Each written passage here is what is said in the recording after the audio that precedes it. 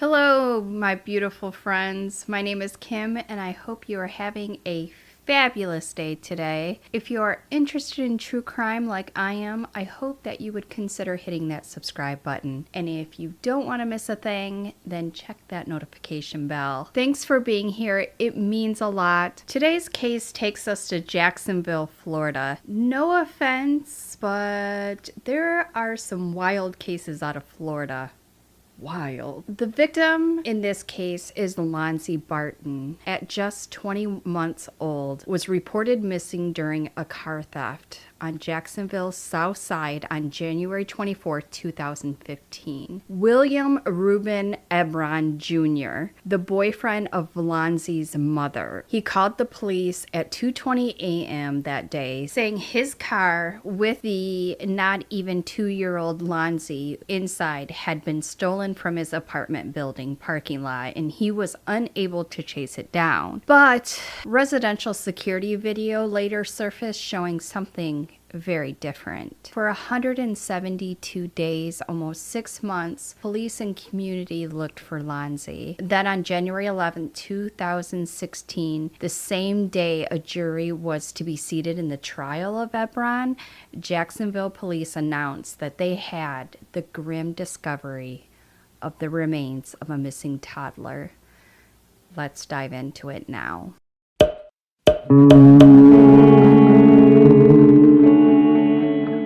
The man, Ebron, went upstairs to his apartment to grab something when suddenly the car was stolen with the toddler inside. The 911 call was noticeable for Ebron's demeanor. It is a calm, almost monotonous voice. Ebron told a 911 operator that his car had been stolen in the early morning hours of July 24th. He describes it as a bright orange Honda Civic and says he didn't see the people who had stolen the car. It takes him about 15 to 20 seconds before Ebron mentions his kid was in the back seat. My precious orange Honda Civic is stolen, but by the way, there's a 21-month-old child in the car. That should have never been an afterthought. The operator says, "You're what?" after Ebron mentions in the same tone of voice that he uses throughout the call. Ebron tells the operator he had 2 kids in the car, but one of them had gotten out before the theft. The man is way too calm. Listen for yourself. It is so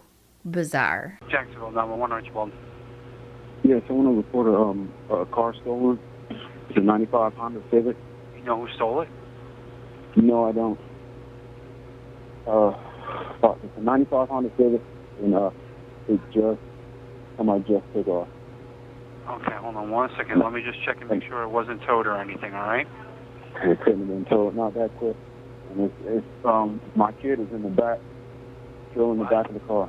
My kid is in the back of the car. Okay.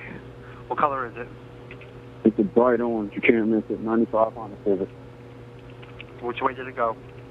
I just seen it. I tried to run towards the street, but it looked like it went left, but I couldn't tell, man. By the time I got from the back of the neighborhood, that thing had already... Okay. Okay, which way was the last scene going? It looked like it was going left, towards University. Okay. Is your kid... What's that? Kid is in the back seat, right? Yes, in the back seat. Can you describe the suspects?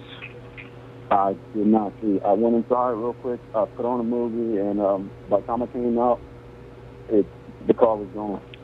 So you parked your car out front, left the kid in the car real fast, went inside, came back out your car. This launched a manhunt for Lonzie that will continue for months. By the time Ebron hangs up the phone, police will be arriving to meet him outside his Jacksonville home at the Ravenwood Apartments. Ebron called police at about 2:19 a.m. to report that his car was stolen with Lonzie in it. The car was later found, but Lonzie remained missing. He was not in the car. Police have not name Ebron a suspect initially, but police have issued an arrest warrant against him for violating his bond in an unrelated Baker County drug case. So his name is William Ruben Ebron Jr., but we're just going to call him Ebron throughout here. He's 32 years old. He left Lonzie in the car while it was running. When he came back outside, the car was heading down Old Kings Road. Jail records showed he was charged with 2 counts of child neglect and admitted in a Duval County jail PM that following Friday. This was an attempt to hold him until they could get more information out of him, I'm sure. The officers would say that trying to get information out of Ebron was just like pulling teeth. He just was not forthcoming with information. It was very suspicious. Does that phone have GPS? Yeah. Okay. So we'll be able to, it's going to tell us where you were, basically. Is there anything that you may have forgotten that it's going to tell us where you were? Nothing. Can you walk us through the routes that you drove, line it up with your GPS on that phone? Straight up and down. Okay, that's it. You didn't deviate at all from that. You didn't go into any neighborhoods. Didn't stop anyone's house. Nobody's house. No nothing. You're getting gas at 12:45, midnight to 12:45. Yeah.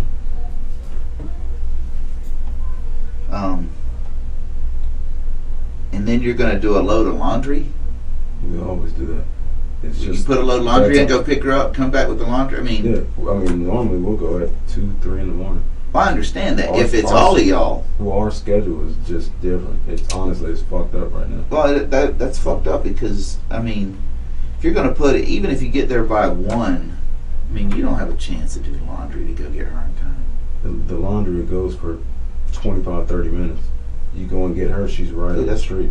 That's pushing it then still.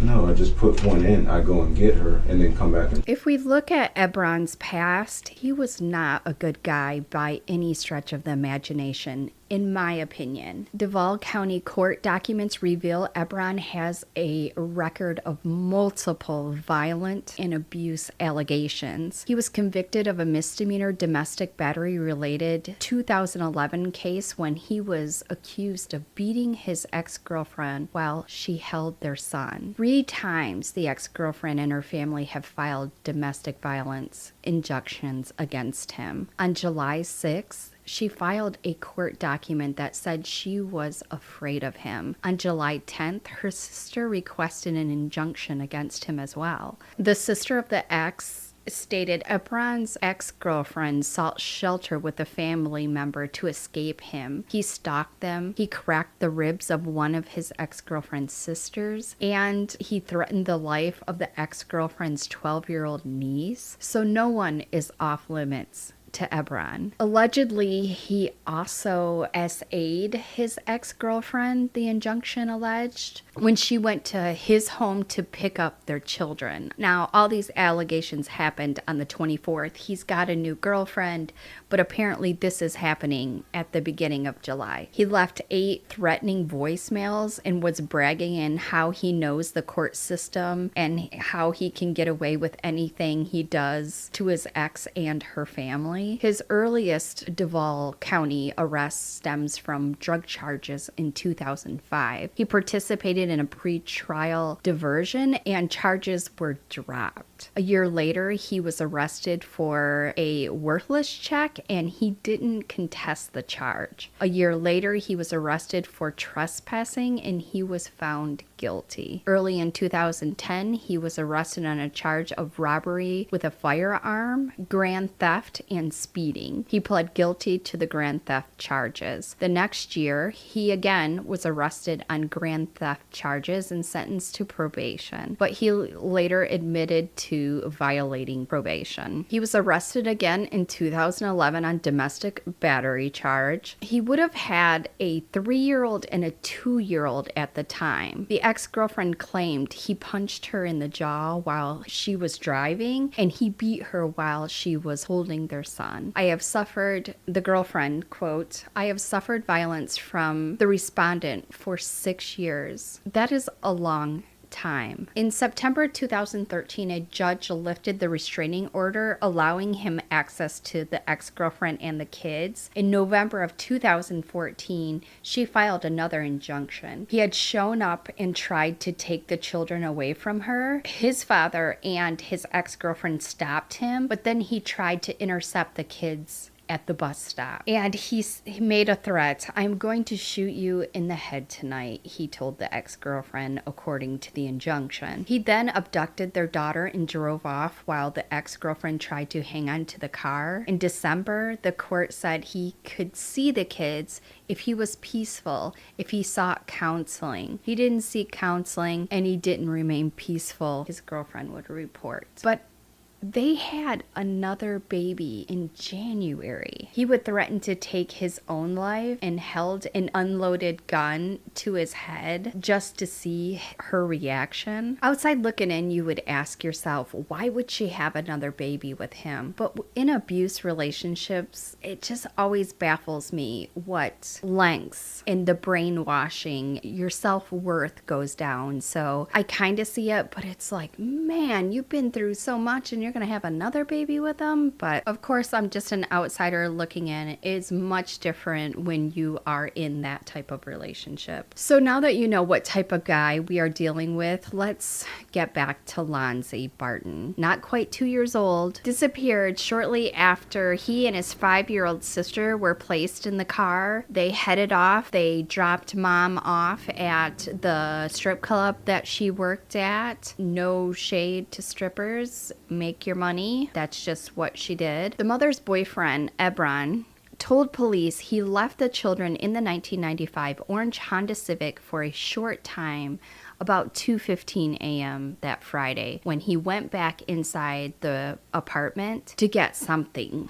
The something would later be revealed to be a substance. The 5-year-old, whose name has not been released, was apparently scared in the darkened car and went inside the townhouse with him, leaving the brother in the car alone. What happened next is a mystery at this point. So residents and neighbors of the apartment complex spent night and day searching for the missing toddler. The fear at this point was that he was abducted from the stolen car. The officer assigned to the case said several scenarios are being considered, but abduction is the focus. But that was not the only possibilities. Other are being explored. The toddler could have wandered off before or after the car was taken. Some of the information could be wrong that is given to him, and this could be a case of the caretaker, a careless caretaker. About 15 minutes after the Honda disappeared, police found it abandoned with the keys inside less than a mile away from the apartments. But the toddler was not inside, as I mentioned. Fear for the child intensified as the hours rolled on. Had someone found the boy wandering, police would have likely had been notified, you would think anyway. By late Friday, there were no breaks in the search for the 20-month-old boy with the big blue eyes. Bloodhounds and other canines had worked the ground, and air search centered over heavy wooded areas throughout the morning. Canals and creek beds were scoured to no avail. Police went door to door and used reverse 911 phone technology to canvass neighbors in the San Jose Manor neighborhood where the car was found and other locations. The community joined in. The officer said Ebron and Lonzie's mother, 25-year-old Lonna Lauramore, were cooperating and were at police headquarters of their own free will that Friday afternoon, but he also said Ebron wasn't as forthcoming as he would expect, saying it's been a little like pulling teeth for information. The officer obviously was troubled by Ebron's past law enforcement problems, which included drugs, battery, other arrests, but most recently an injunction for protection against him from his ex-girlfriend. And when I talk about the ex-girlfriend, it's not Lonzie's mom, Lonna. It's a totally different girlfriend. The officer said that they are looking into his cell phone records, his financial transactions, but hasn't named him a suspect at that point. It was very early on. The biological father has been contacted and is not considered to be involved. Lonnie, the mom, told police she last saw her son around 8 p.m. Thursday, just before starting her shift at Wacko's. If that doesn't hit the nail on the head. A man at the Wacko's club said Lonna was there Thursday night. He had been told nothing unusual had occurred. He didn't see anything unusual. The bar closes at 2 a.m. and the women who are working are escorted to their cars by 2:30 a.m. He said Lonna had worked there about 3 months on an infrequent basis. The dancers work as independent contractors, so only work when they want. While she was gone, Ebron told police he went to a laundromat and a gas station. Friday afternoon, officers corridored off a part of the parking lot of the Powers Ave laundromat and carried off a computer and what appeared to be something from a business trash container. Police, in the meantime, encouraged people to check around their properties, their sheds, anywhere a child might hide or be hidden. Later, as the tape was taken down at the laundry, Nancy Wani and Cornelius Dewitt, who arrived as refugees in 1995, were in the parking lot handing out Amber Alert flyers they made that morning. Both said that they had experienced civil war in their home country and wanted to help. This is a community, Wani said. Why I'm mentioning all the community help is because this is the trickle effect of a missing child.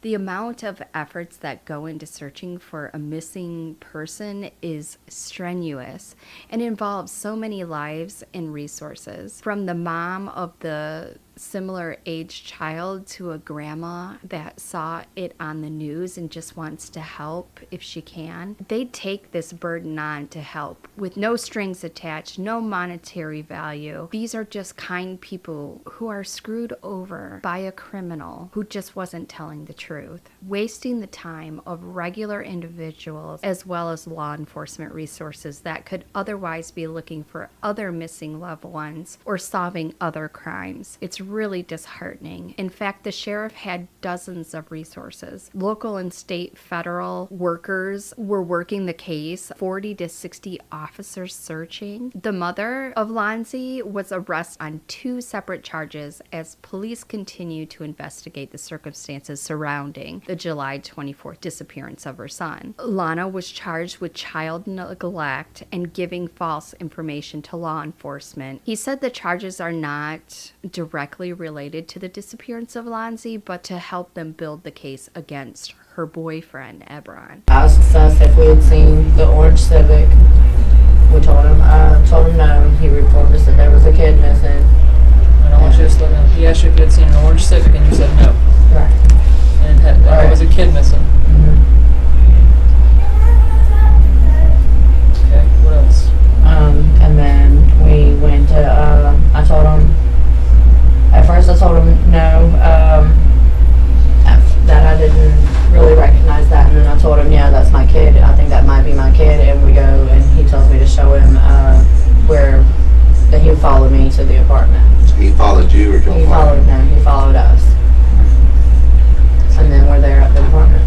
Followed Christina into the apartment. Okay. Where do y'all But park no, out? I did correct myself after I told him that I didn't had recognized that description, but then... He gave you the name also. Yeah. Told And then, him yeah, at first. and then I told, but then I corrected myself with him and told him, I think that's my kid. And I let him know what. Ebron was arraigned charges of felony child neglect and giving police false information. Even if he posed bail, Ebron is on hold for Baker County, where he faces drug charges and would be detained without bail. The officer stated the mom lied to authorities about Ebron the night her son went reported missing by not telling investigators everything she knew. It interfered with the early stages of the investigation. The officer said, "I'm not going to try to put myself in her head of why Lonna wouldn't tell the truth. Frankly, I wouldn't want to be there in her head." Me either.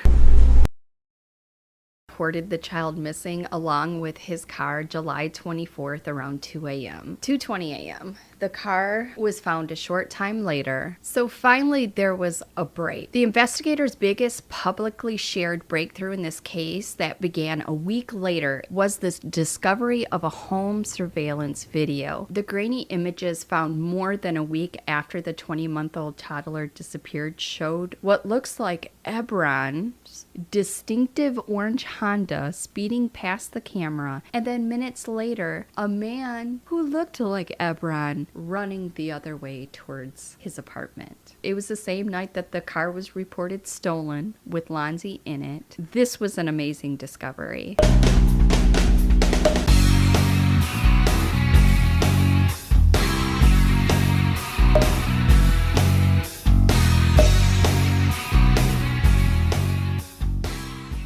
Gotcha, dumbass. The police are now getting a better picture of what happened that evening. Lonna, the mother, apparently was aware that Ebron kept, sold, and used substances in the bedroom in their apartment, but yet she knowingly let him watch both of her young children while she was working.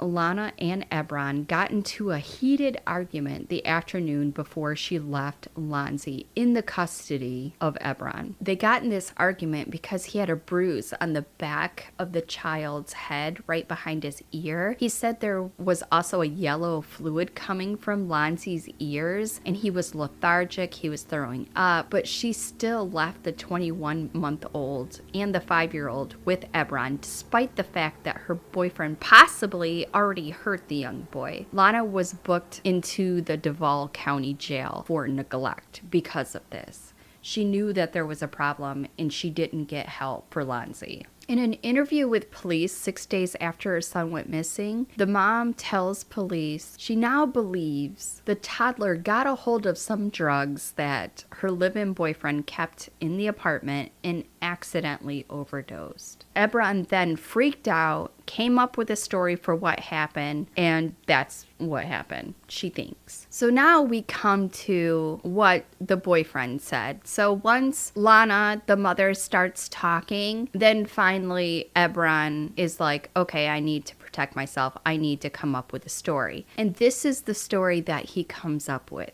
Lonzie drowned alone in the bathtub full of water while his mother and him had sex in another room. That's what Ebron said. He pleaded guilty to aggravated manslaughter and was sentenced to 20 years in prison without the possibility of parole. As part of his plea deal, Ebron told prosecutors what happened. He said he panicked and hid the body before claiming he was the victim of a carjacking. Even though the police discredited his story when they released surveillance video that showed Ebron ditching his car and staging the theft, still Ebron stuck to his initial story for more than 4 months until learning Lonzie's mother, Lonna, planned to testify against him. He cracked. He led police to the burial site. After being missing for 6 months, Lonzie's body was found concealed underneath some vacant tires in some woods where he had hid poor Lonzie. 8 months after toddler Lonzie went missing and 2 months after his remains were found under a tire, the little boy's mother stood mute before Circuit Judge Mark Barolo and learned she would spend 5 years in prison. Barolo sentenced Lonna to the maximum allowed prison term after she pled guilty to 1 count each of child neglect and lying to police. As part of her plea, she agreed to testify against former boyfriend Ebron.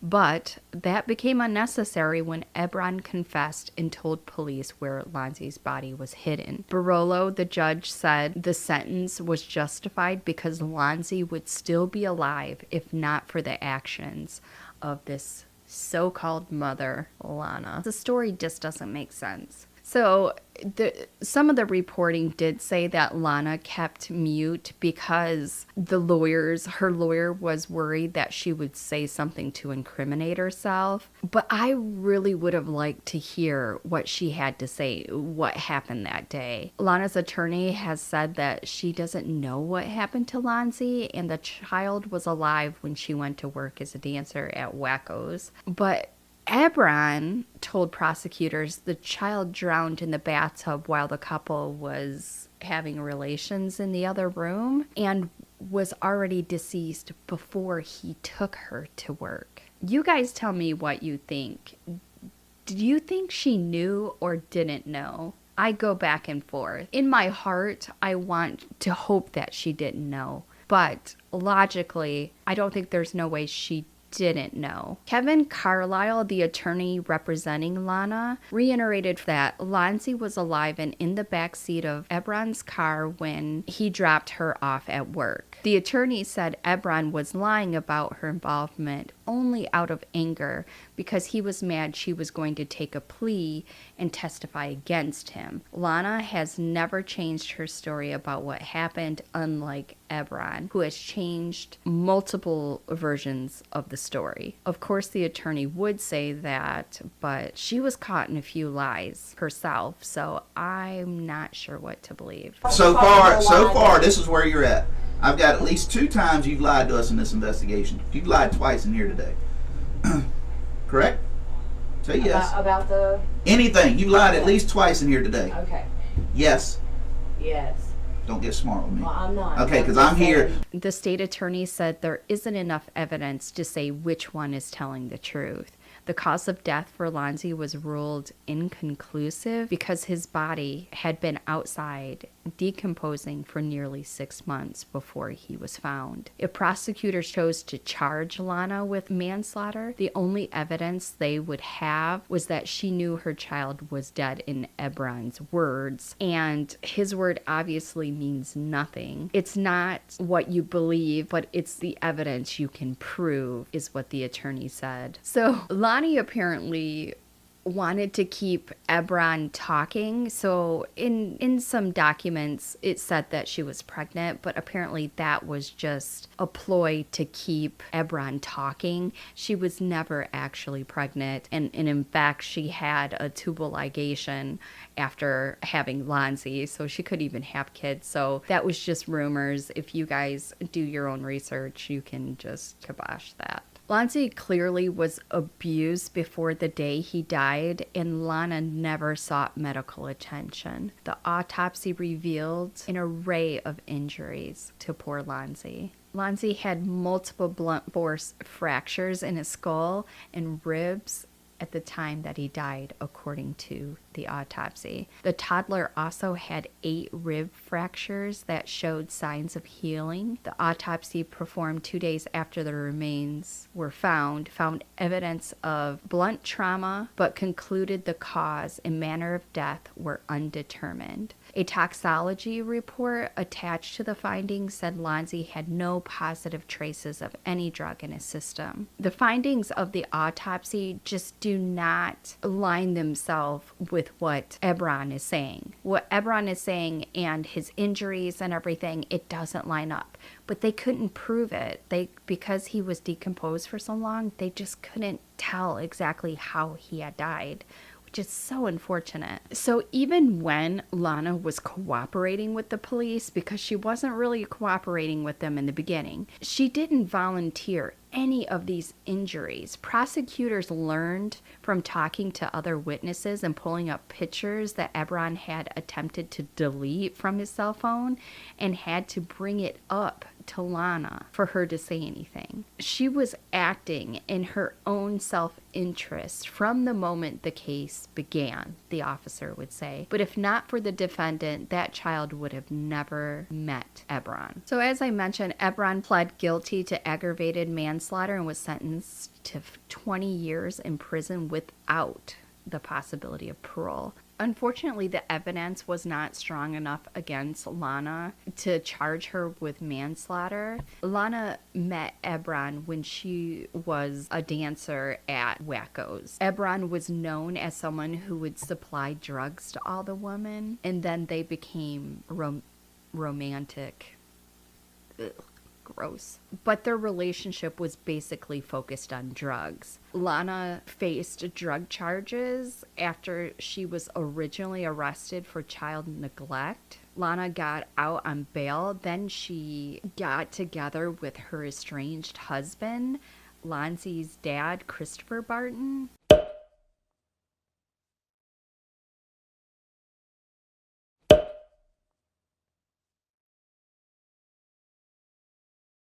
And a guy named Sean Hill. They were arrested on drug charges the same day the couple were in court seeking separate custody of their daughter. What's crazy is the Hall guy later died on a drug overdose after bonding out of jail. Yikes. These were some bad people. So Lonna eventually pled guilty to multiple drug charges in exchange for 7 years in prison rather than the 5. She was trying to get 5 and they settled at 7. So she got 5 years for Lonzie's neglect case, and then she got 7 years on these drug charges.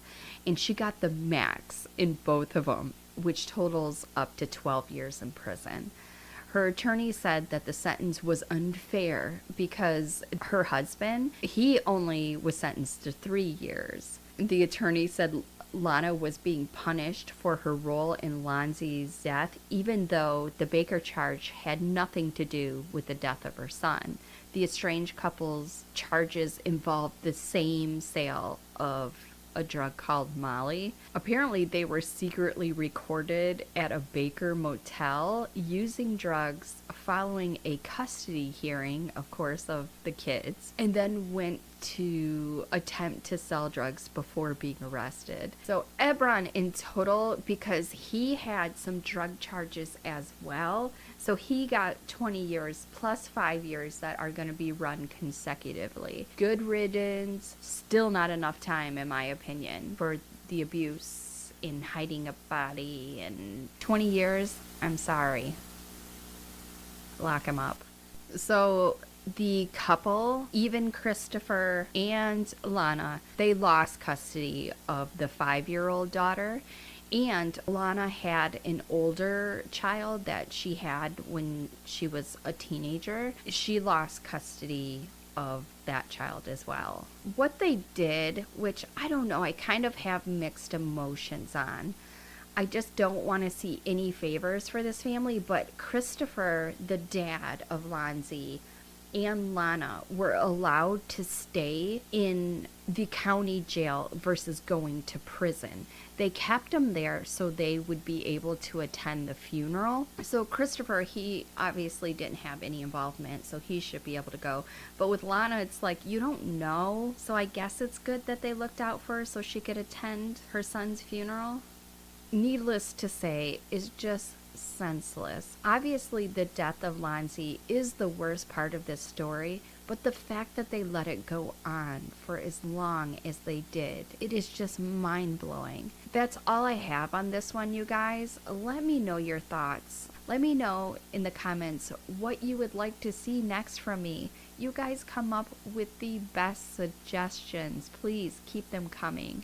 I want to make what you guys want to see. Well, if you guys made it to the end, you guys are rock stars and I love you to death. There are more true crime videos in my Captured Killers playlist for you to check out if you would like. Either way, stay safe, my loves, and I'll see you in my next one. Bye.